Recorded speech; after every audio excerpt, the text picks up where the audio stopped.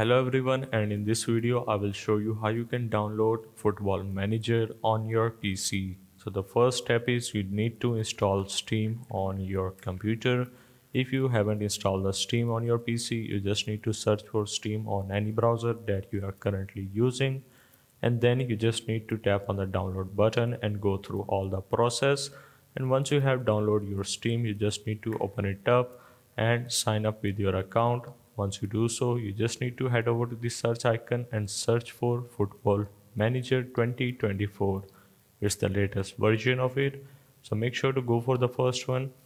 And now you just need to tap on this add to cart button. Once you do so, you just need to tap on this purchase for myself. Once you do so, you just need to enter all of your payment details, but before that, make sure to select your payment method from which you are willing to pay, and then tap on this continue button.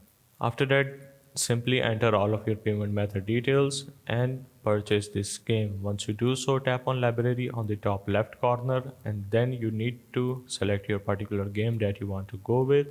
Once you have selected that, tap on this and you will be able to install the game directly on your desired drive. So that's the whole process of how you can download Football Manager 2024 on your PC or laptop.